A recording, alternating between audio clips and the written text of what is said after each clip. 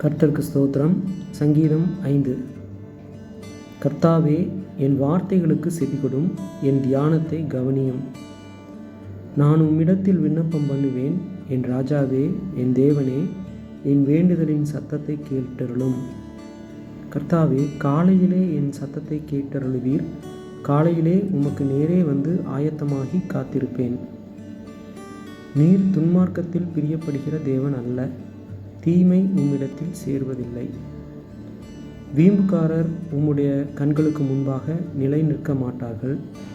அக்கிரமக்காரர் யாவரையும் வெறுக்கிறீர்.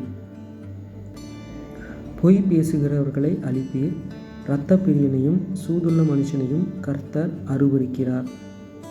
நானோ உமது மிகுந்த கிருபையினாலே உமது ஆலயத்துக்குள் பிரவேசித்து உமது பரிசுத்த சந்நிதிக்கு நேரே பயபக்தியுடன் பணிந்து கொள்ளுவேன்.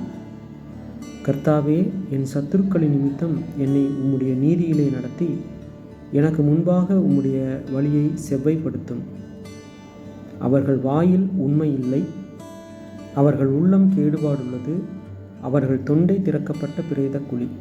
தங்கள் நாவினால் இச்சகம் பேசுகிறார்கள். தேவனே, அவர்களை குற்றவாளிகளாக தீரும். அவர்கள் தங்கள் ஆலோசனைகளாலேயே விழும்படி செய்யும். அவர்கள் துரோகங்களினுடைய திரட்சி நிமித்தம் அவர்களை தள்ளிவிடும். உமக்கு விரோதமாய் கலகம் பண்ணினார்களே.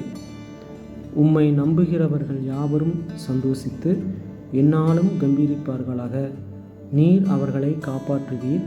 உம்முடைய நாமத்தை நேசிக்கிறவர்கள் உம்மில் களி கூறுவார்களாக. கர்த்தாவே, நீர் நீதிமானை ஆசீர்வதித்து காருண்யம் என்னும் கேடகத்தினால் அவனை சூழ்ந்து கொள்ளுவீர். ஆமென்.